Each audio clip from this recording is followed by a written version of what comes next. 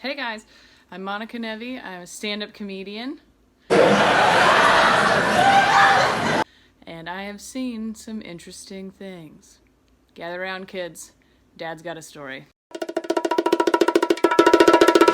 First one, I asked for suggestions on this one, and the first suggestion I got was messy bitches, which I think really opens up quite a bit of stories. First of all, stand-up comedy, a lot of drinking, okay? And when you say messy bitch, to me that means like a drunk person, bitch in the genderless idea of being a bitch. I don't know. So this could be any type of drunk person, but one story did come to mind immediately. This is the drunkest person that has ever been at a show. Besides me, of course. I'm a drinker. I come from drinkers. No one has ever said it was a problem to my face. And so when you are a drinker, you attract other drinkers. They're excited that you drink. They want to buy you drinks, especially at shows when that's kind of part of the culture is to buy drinks. So a lot of times people are really drunk. And who do they want to talk to? Another drunk person. Gets a little dicey, so I'll leave names out of this story for privacy reasons, but if you want to know them, just Venmo me whatever you think it's worth, and I will tell you. Absolutely. This is the drunkest person I've ever had at a show. It happens to be a woman that is unrelated to the bitch part of this, okay? Dudes are bitches too. Okay, classic club setting, all right? Comedy club.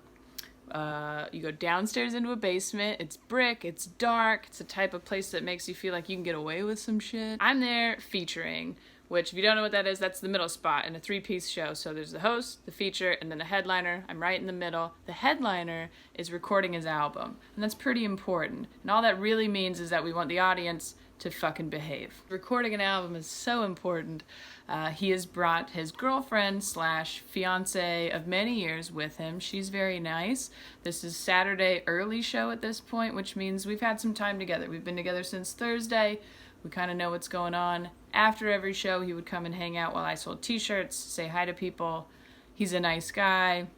Everything's good. My boss at the time and her husband had come to this show, which is exciting. They're very fun. We're hanging out, having drinks, because they're drinkers too. As I'm on stage for the first show, there's this woman in the front row who is alone, which is great. Do shit on your own. I'm into that. She is pretty clearly intoxicated though. Not too much, but she's had some drinks. Also, she's very pretty and she is dressed very nicely. Not scantily clad unless you're 100, but her tits are up, you know. But tits can do whatever they want. Let them out. So I don't really think too much of it until she does say something out loud to me, which is annoying. Don't do that. And it wasn't anything bad. It was something provocative though. That's what I can remember about this. Like it was something to do with what I look like, or I think I was talking about my butt as I do. And she said something, you know, whatever. Ooh, it wasn't just that, but it was something better than drunker than that. I'm not drunk. Maybe I should get drunk before I do these. Whatever she says, it makes me blush a little bit. I know that. And I was kind of like, okay.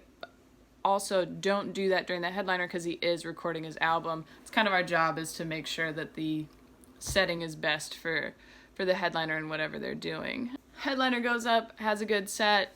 She doesn't talk during the whole thing. That's great. After the show, I'm standing in the back selling my t-shirts as usual. He is not there. He is not there next to the table with me. Seemingly suspicious, but that's totally fine. Boss lady, however, is hanging out with me. We're chatting. Drunk lady from the front row comes up, tits out, and she's very excited, very complimentary. She buys a t-shirt, and then as I'm selling more of the t-shirts, she's talking to boss lady, which is interesting. Totally fine. She's a lovely person. I get it.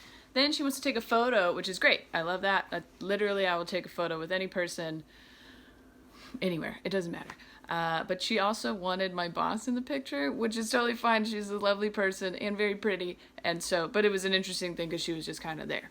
We take the photo, and then boss lady does a great job of kind of summarizing their conversation to me while she's there. That's not an easy thing to do because what you want to do is go, holy shit, guess what this bitch just told me?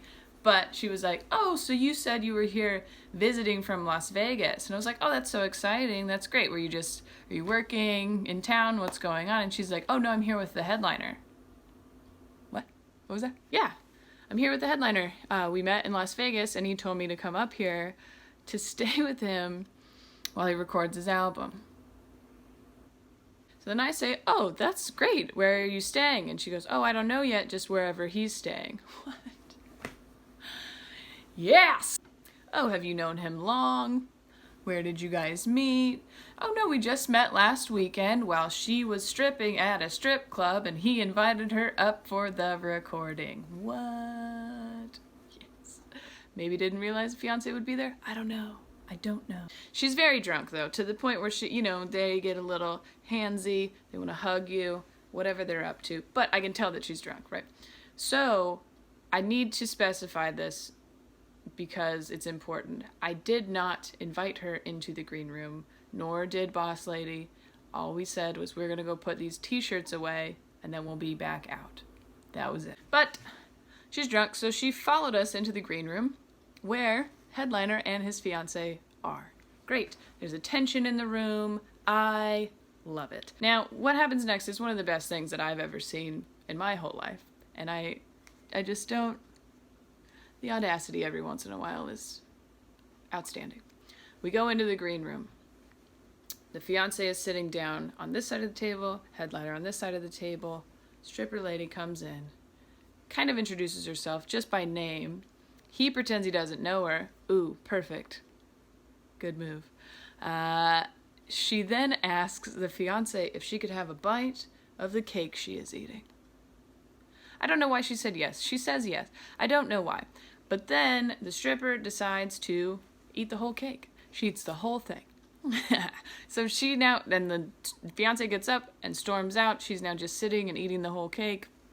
He obviously follows said fiance, who's very angry, I would assume. And at this point, I am crying, laughing. Holy shit. Boss Lady and I are like, oh, we got a husband over here, just one of us. And we're gonna go hang out with him.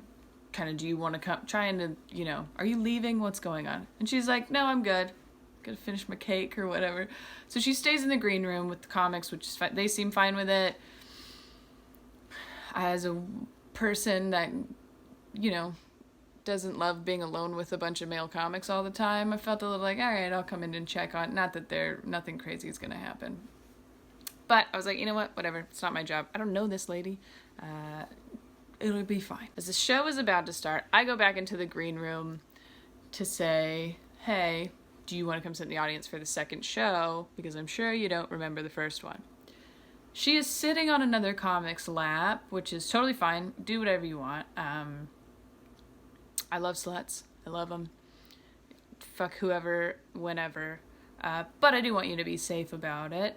Everybody seems okay, on board, that's fine. She does, however, get up and come and sit in the audience. I get on stage for my second set. It's fun time, everything's great. As I get off stage, she is not there. She is gone. She has disappeared. And the manager of the club is like, where did that chick go? Is she gone? Did she leave? Like, is she okay? I don't know. I don't know where she went. I don't know. So then we kind of look upstairs in the other bar. We look in the women's bathroom, bar downstairs, whatever. She's not there. The manager's like, all right, well, I have to go to the bathroom. He goes to the bathroom, and what do you think he finds? Stripperella is in there, in the men's bathroom, asleep on the floor in the handicap stall. You can't do that. Not necessarily, I mean, use your bathroom the way you do, but you can't take a nap afterwards, I don't think. So, I had to wake her up, get her up, we take her upstairs. And where we are, there is a service, kind of, that it's a van that drives around and they pick up people who are too intoxicated. Maybe they're lost or they're asleep on the street or whatever. And they either drive you around until you sober up or they take you to the hospital. And it's kind of a free thing. So we call that van. And she's doing like I'm gonna lay on, I can't hold my head up. And she's very drunk. It's not attractive. I just can't imagine some of the things I've looked like. We get her in the van, feeling good about it. Now it's up to them to figure out where she's staying, what's going on, that kind of stuff. And then, of course, we're all very excited about this. Oh my God, this super drunk stripper is asleep in the men's bathroom. We had to pick her up. She tried to fuck this guy. She was here to hang out with that guy. Oh, such a fun story to tell, right? We're standing in the upstairs bar, and this would be my impression of the manager telling this story. Yeah, and then I walked into the men's restroom, and there she was, just asleep on the floor, and it looked like he straight up saw a ghost walk through the door, because it was her. Then this was like 30 minutes later. She walks through the door, and then my boss and her husband had just left, and I was like, oh my God, guess who just showed up?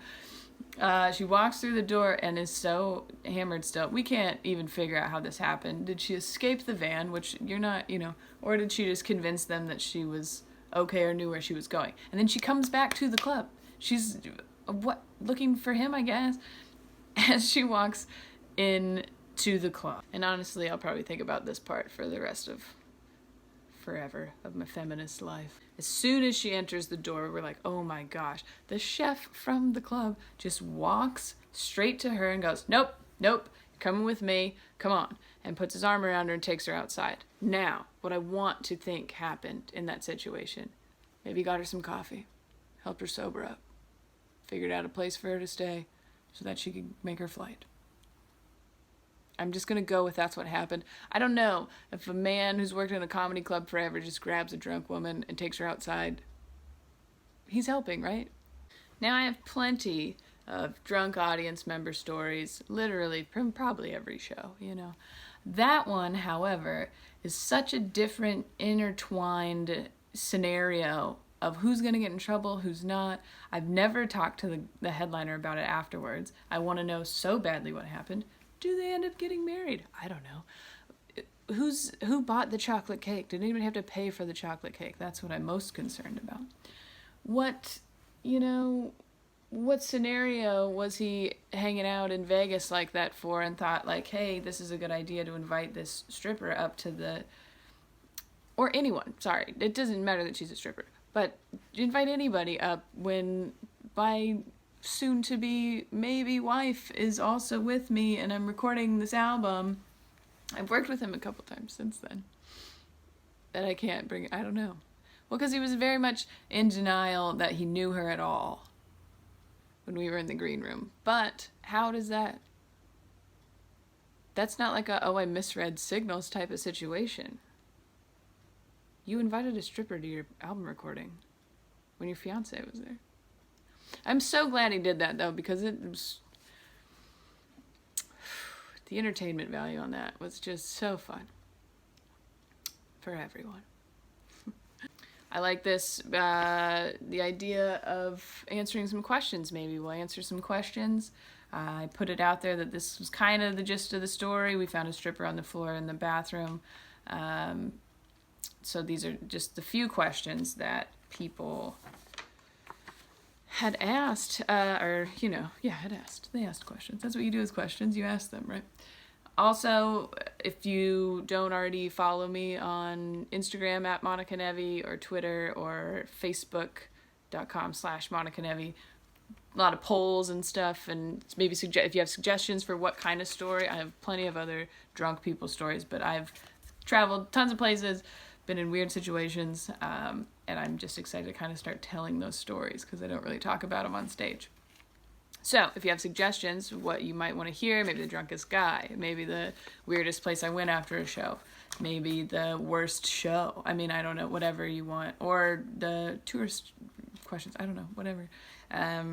Comment or send me a message or whatever you want. Subscribe to this channel too. I hate that I just said that, but there's stand-up videos and meditations and lots of fun stuff that are posted on here as well. All right, questions about the drunk stripper story. What was she on? I don't know if there was other things. I remember at one point that she did tell Boss Lady that she had only had a couple drinks, which when you say that to someone, it usually just indicates that there might be something else in there. I don't know. Or you're lying about how many drinks you had, right? Like, I'm not a police officer. You don't have to tell me you only had 2. Also, I love when people are drunk. Get after it. You know what I mean? Get in there. Do whatever you want. All right.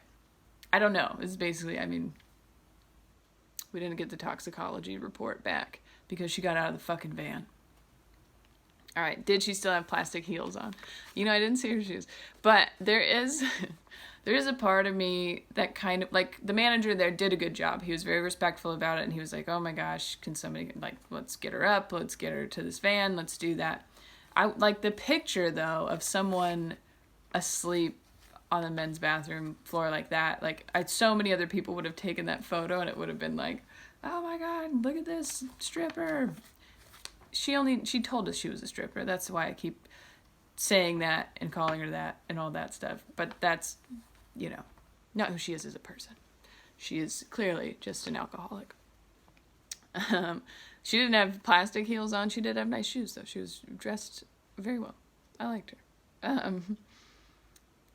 Somebody asked what would I do, or to ask you guys, what would you do if you found a stripper on the floor of a bathroom? Some of you, I do not want to hear your answer. That sounds aggressive. But, I mean, I think we handled it the way you were supposed to, right? We already knew who she was, though, but if you find a person asleep on the floor, either you leave them there and tell the people who work at wherever you're at. We were the people working there, kind of. I'm not supposed to be in charge of that crap, but I would probably tell somebody. But it's not, I think some people, because I put a very vague description of what this was going to be, some people thought I was at a strip club and one of the strippers was, which also, don't put it past me. If you want a story about strip clubs, I got plenty. But this was at a comedy club. This was not at a strip club. So, even more a little bit out of place to find a stripper on the floor of a men's bathroom asleep. She's fully clothed. Like, I think she was just that fucked up on whatever she was fucked up on. All right, well, that's that story. I hope you guys had fun. Tell your friends. Watch it again. I love you so much.